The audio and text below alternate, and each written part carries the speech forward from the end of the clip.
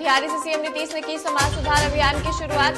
CM के अभियान पर विपक्ष ने किया तंज। नेता प्रतिपक्ष तेजस्वी यादव ने कहा, पहले खुद के सहयोगियों की करे सुधार। एलजेपी आज सभी सीटों पर अकेले दम पर लड़ेगी यूपी विधानसभा चुनाव, चिराग पासवान का ऐलान। बिहार के 11 शहरों में न्यूनतम तापमान अब भी 10 डिग्री से नीचे, मौसम विभाग ने दी जानकारी। और देश के 15 राज्यों में पहुंचा ओमिक्रॉन, दिल्ली महाराष्ट्र में तेजी से बढ़ रहे केस, पीएम मोदी ने बुलाई हाई लेवल मीटिंग।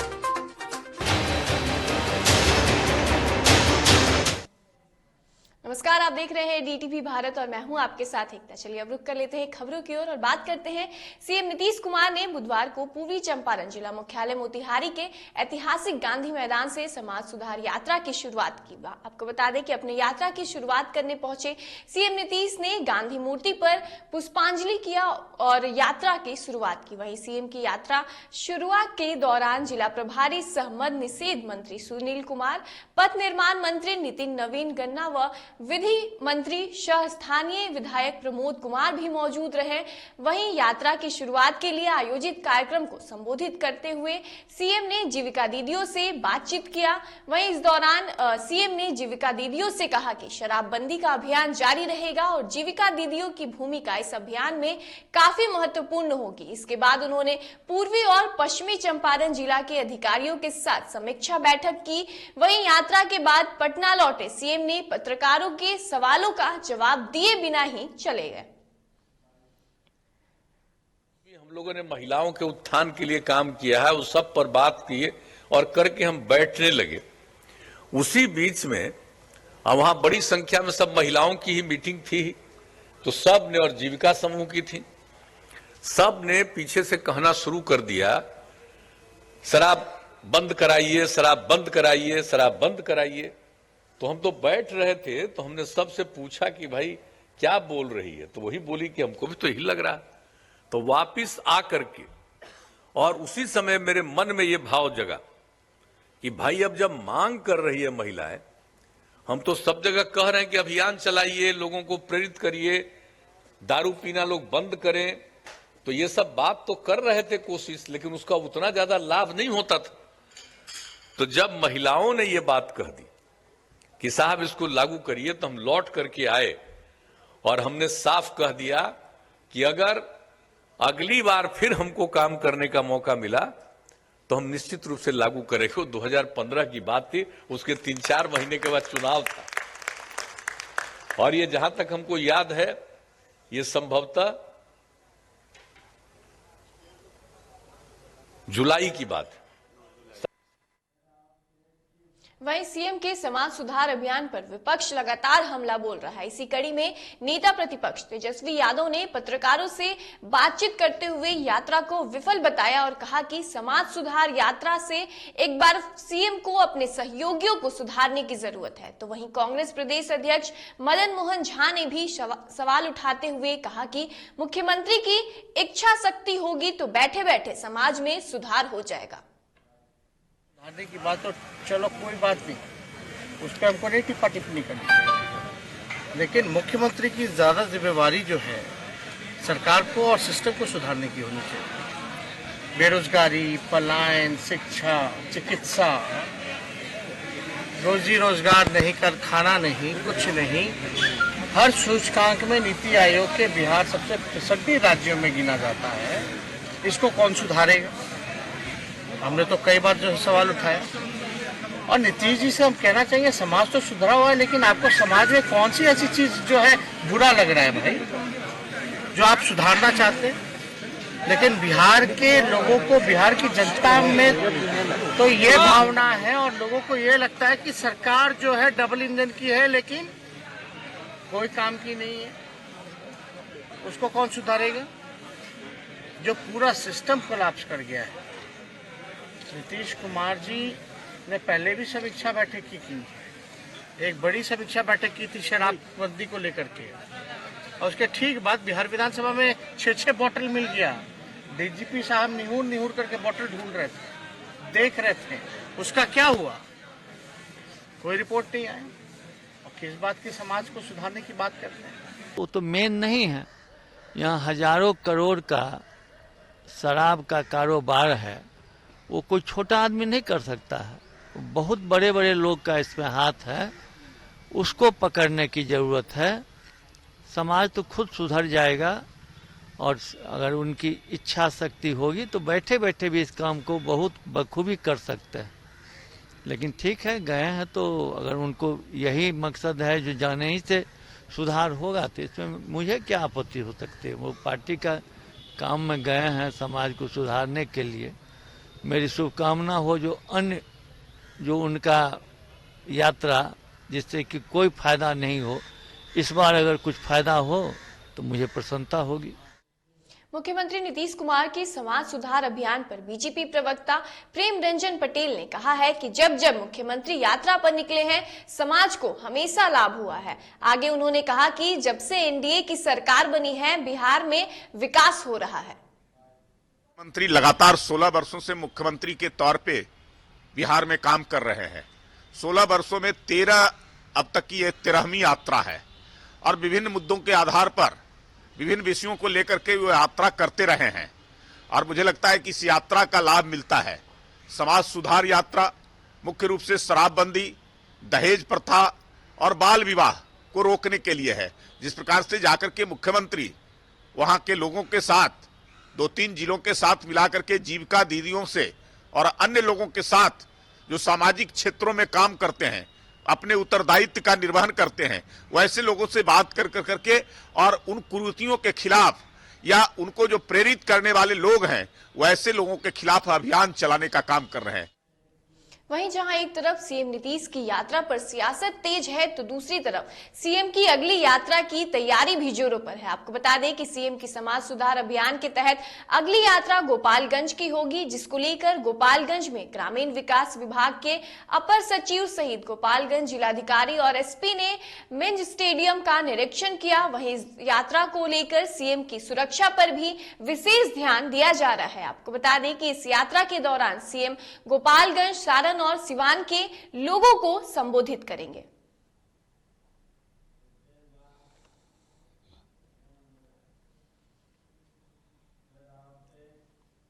इधर बिहार में पूर्व मुख्यमंत्री जीतन राम मांझी द्वारा विशेष समाज पर दिए विवादित बयान और बवाल के होने के बावजूद भी पूर्व सीएम जीतन राम मांझी संभले नहीं है और उन्होंने फिर विवादित बयान दिया है। दरअसल जीतन राम मांझी ने एक बार फिर अपशब्दों का प्रयोग करते हुए मांस मछली खाने वाले ब्राह्मणों पर हमला बोला है। आपको बता दें कि इससे पहले भी जीतन राम मांझी ने विवादित बयान दिया था, लेकिन बाद में उन्होंने अपने बयान से इनकार करते हुए इसे स्लिप ऑफ टंग करार दिया था और अब वही जीतन राम मांझी के विवादित बयान के बाद ब्राह्मण समाज में काफी नाराजगी देखने को मिली, जिसके बाद बिहार के पूर्व मुख्यमंत्री जीतन राम मांझी के सरकारी आवास की सुरक्षा बढ़ा दी गई है और अतिरिक्त पुलिस बल को उतार दिया गया है।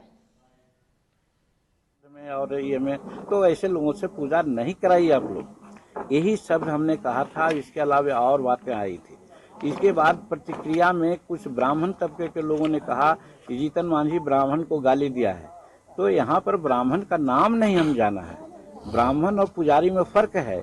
जो ब्राह्मण है अपना ब्रह्म जानते हैं उन्हीं को ब्राह्मण कहा जाता है। तो पता नहीं आप लोग ही जानते हैं कितने ब्राह्मण हैं जो ब्रह्म को जानते हैं। तो कहने का मतलब पुजारी की बात हमने कही, अब वैसा पुजारी की बात कही जो मांस खाता है, शराब पीता है, अन्न कुकर्म में फंसा रहता है और कुछ जानता नहीं है और हमारे यहाँ पूजा कराता है और वो हमारे यहाँ खाता भी नहीं है, उसको हम लोग नगद देते हैं। तो ऐसा करने से क्या फायदा। तो हम उनके लिए कहा और ये ले उड़े कि हम ब्राह्मण के लिए कहा है। हम ब्राह्मण के प्रति हम सम्मान व्यक्त करते हैं, ब्राह्मण से मेरा कोई मतलब नहीं। एक मैसेज वायरल हो रहा है कि इनके द्वारा जो माननीय पूर्व मुख्यमंत्री हैं जी, इनके द्वारा ब्राह्मण के विरुद्ध और ब्राह्मणवाद के विरुद्ध एक बयान दिया गया था। उसी के विरोध में हिंदू संगठन और श्री राम सेना के लोग उनके आवास पर सत्यनारायण भगवान का पूजा करने का मैसेज वायरल हुआ।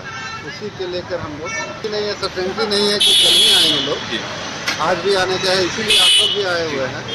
अगर ऐसे बात रहती कि कल ही आएंगे तो आप लोग यहाँ पे नहीं रहते, लेकिन हम लोग सुरक्षा करने।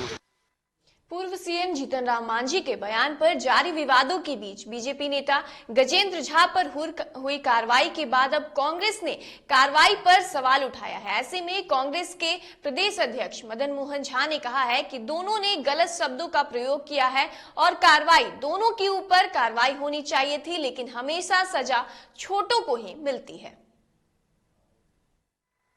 हमेशा छोटा जो होता है, छोटी मछली, उसको सजा मिलती है। ठीक है, मांझी जी ने कहा, तो आप मांझी जी आपके अलायंस में हैं, उसने तो रिएक्शन में जवाब दिया। मैं उस बात को भी अप्रिशिएट नहीं करता हूँ। उनका भी जो लैंग्वेज था, ये किसी भी राजनीतिक लोग जो हैं उनके बारे में कहना मैं समझता हूँ उनका दुखद था, लेकिन कार्रवाई दोनों पर होनी चाहिए थी, सिर्फ एक पर नहीं। जो कमजोर है उसको आप सजा दे दिए, जो बड़ा है उसको माफ कर दिए। ये कैसा नियम है? नियम सबों के लिए बराबर होनी चाहिए। और मैं समझता हूँ कि अगर मांझी जी ठीक है, उनके पार्टी की नहीं है, लेकिन वो अलायंस पार्टी तो हैं, उन पर क्या कार्रवाई कर रहे हैं या उनको क्या उन्होंने सीख दी है, उनको क्या ज्ञान दिए हैं जो आप ऐसा नहीं कीजिए। मांझी जी ऐसी बात बार बार बोलते हैं, और फिर कभी मुकर गए और कभी संशोधन कर दिए। तो मैं समझता हूँ ये काम दोनों आदमी ने गलत किया था, तो बड़े को छोड़ दिए, छोटे को सजा दिए।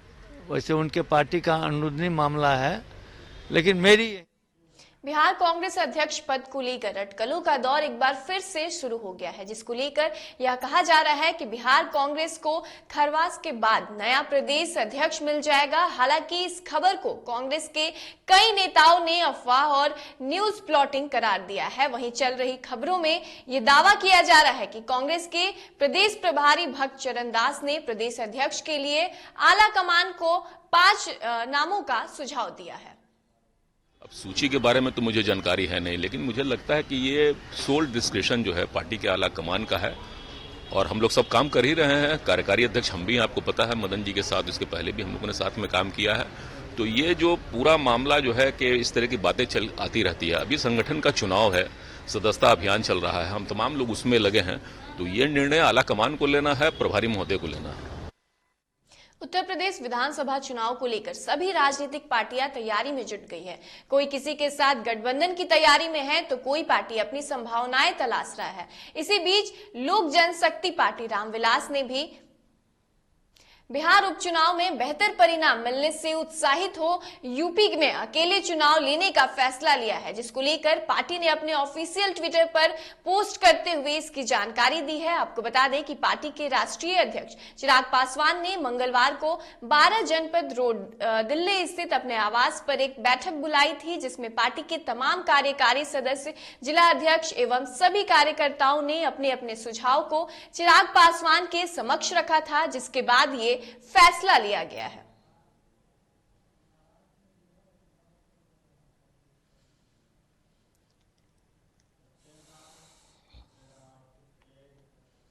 बिहार के सहरसा में कुख्यात अपराधी पप्पू देव की मौत पर बवाल जारी है। वहीं मौत के बाद पुलिस अधीक्षक लिपि सिंह ने कहा था कि वो मुठभेड़ के दौरान भाग रहा था, लेकिन पुलिस ने उसे गिरफ्तार कर लिया था और इसी दौरान उसे हाई कोर्ट आ गया, उसे माफ कीजिएगा, उसे हार्ट अटैक आ गया और वह उसी समय उसकी मौत हो गई। एक ही चीज है कि हार्ट अटैक में भी 500 लाठी का दाग होता है, वो तो देखने का चीज है, वो पूरा बिहार देख रहा है।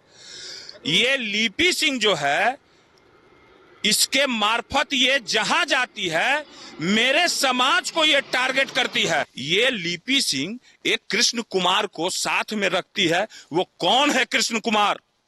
वो क्या लगता है लिपि सिंह का? इसको जवाब देना होगा।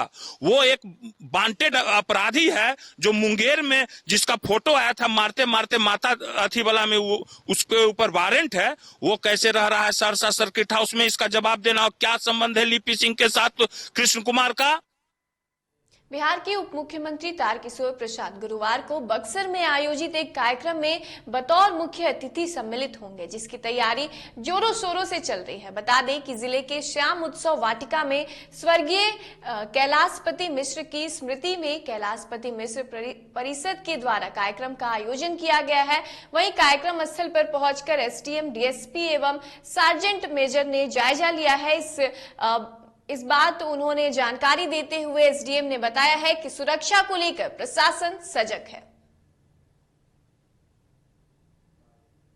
कल माननीय उप मुख्यमंत्री जी का कार्यक्रम प्रस्तावित है यहाँ पर। उनके साथ बिहार सरकार के कुछ अन्य माननीय मंत्रीगण के भी आने की सूचना है। यहाँ पर जो कार्यक्रम होगा, जिसका अभी जायजा लिया गया है, ये एक निजी कार्यक्रम है, लेकिन सुरक्षा के लिहाज से हम लोगों ने इसका जायजा लिया है। विधि व्यवस्था को लेकर और सुरक्षा के अन्य इंतजाम के प्रति हम लोग सचेत हैं। हम लोग की तैयारी पूरी है, कार्यक्रम सफल रहे, हम लोग उसका एनालिसिस कर। राजधानी पटना में एक बार फिर बेखौफ अपराधियों ने पुलिस को चुनौती देते हुए जकनपुर थाना क्षेत्र के मीठापुर सब्जी मंडी में आंवला व्यापारी के मुंशी से 42,000 रुपए छीनकर फरार हो गए। वहीं जानकारी के मुताबिक मीठापुर के प्रसिद्ध तिलकुट विक्रेता भोंदू साहब के मकान में रहने वाले आंवला व्यापारी छोले में कमाई की रकम लेकर जा रहे थे। इसी दौरान बाइक सवार अपराधियों ने पैसे से भरे झोले को लेकर फरार हो गए। वहीं इस घटना की शिकायत के बाद पुलिस मामले की जांच में जुट गई है।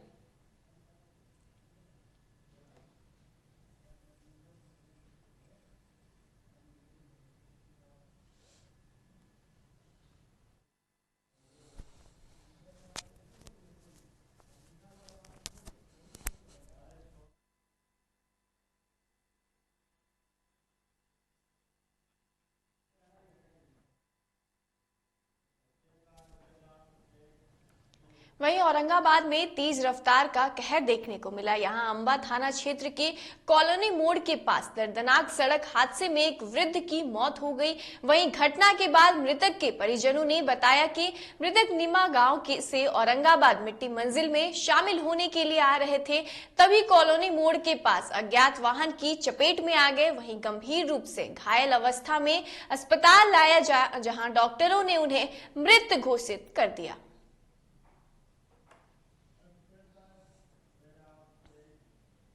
बात करें मुंगेर की, जहां मुंगेर में शराबबंदी अभियान को एक और अधिक सफल बनाने और अब सदस्य मदरसा शिक्षकों को भी अहम जिम्मेदारी सौंपी गई है। दरअसल आज बिहार स्टेट मदरसा बोर्ड के चेयरमैन ने मदरसा शिक्षकों और छात्रों के साथ एक बैठक कर शराबबंदी के फायदे और शराब पीने के नुकसान को बताया। उन्होंने इस मौके पर कहा कि मदरसा के तमाम शिक्षक इस अभियान की सफलता के लिए लोगों को जागरूक करने का काम करेंगे।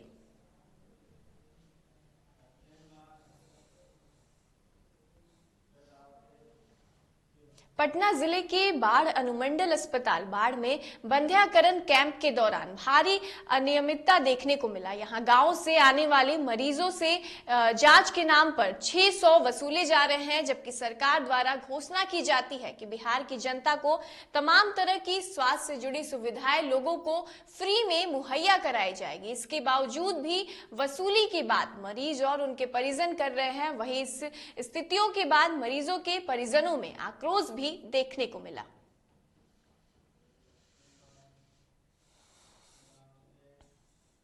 औरंगाबाद के सदर अस्पताल को मॉडल अस्पताल का दर्जा तो जरूर मिल गया है, लेकिन सुविधाओं के नाम पर सिर्फ खाना पूर्ति हो रही है। दरअसल यहां सदर अस्पताल के दवाखाने में 72 के बजाय 55 दवाएं उपलब्ध है। इनमें ऐसी दवाएं भी शामिल है जो रोजमर्रा के उपयोग में आती है। यहाँ कफ सिरप लंबे अरसे से नहीं है, जबकि सरकार का निर्देश है कि इलाज कराने पहुंचने वाले मरीजों को इलाज के साथ निःशुल्क दवाएं भी उपलब्ध कराएं। लेकिन सदर अस्पताल में पूरी दवाओं की उपलब्धता न होने से यहां आने वाले मरीजों को काफी परेशानियों का सामना करना पड़ रहा है। वहीं इस संबंध में अस्पताल प्रबंधक हेमंत राजन ने बताया कि जितनी भी दवाइयां यहां उपलब्ध नहीं है, उसको लेकर बड़े अधिकारियों को सूचना दे दी गई है।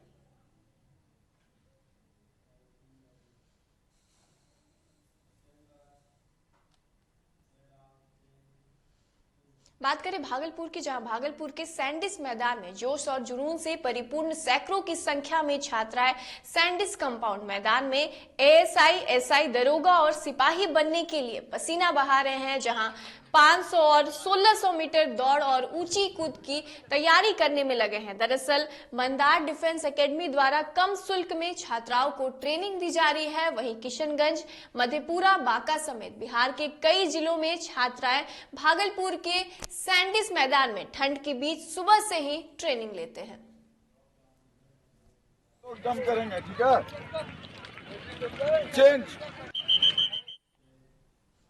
बात कर ले मौसम संबंधी खबरों की, जहां बिहार में ठंड से थोड़ी राहत मिली है। दरअसल न्यूनतम तापमान में पिछले 2 दिनों में 2 से 3 डिग्री तक वृद्धि की वजह से ठंड में कमी आई है। हालांकि अब भी पटना और गया सहित कुछ शहरों में न्यूनतम तापमान सामान्य से नीचे रहने की वजह से सुबह और शाम में ठंड अधिक महसूस हो रही है। राज्य के 11 शहरों में अब भी न्यूनतम तापमान 10 डिग्री से नीचे है। वहीं अगले 2-3 दिनों में न्यूनतम पारे में वृद्धि के आसार हैं, जहां सुबह में 1-2 जगहों पर मध्य कोहरे का पूर्वानुमान है।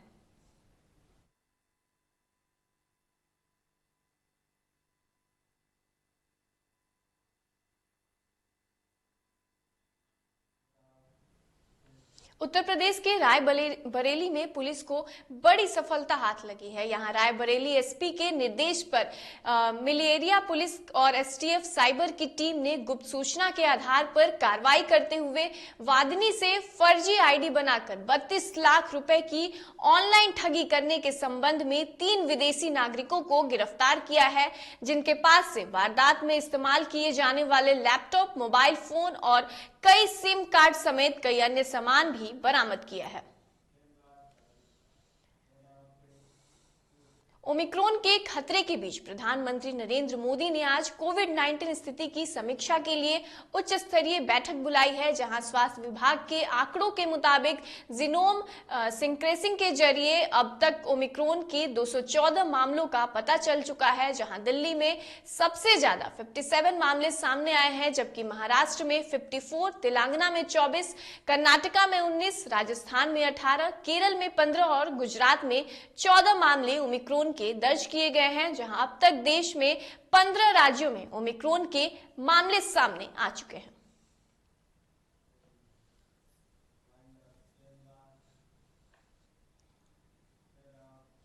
चलिए अभी के इस बुलेटिन में बस इतना ही। मुझे दीजिए इजाजत और आप देखते रहिए DTV भारत। नमस्कार।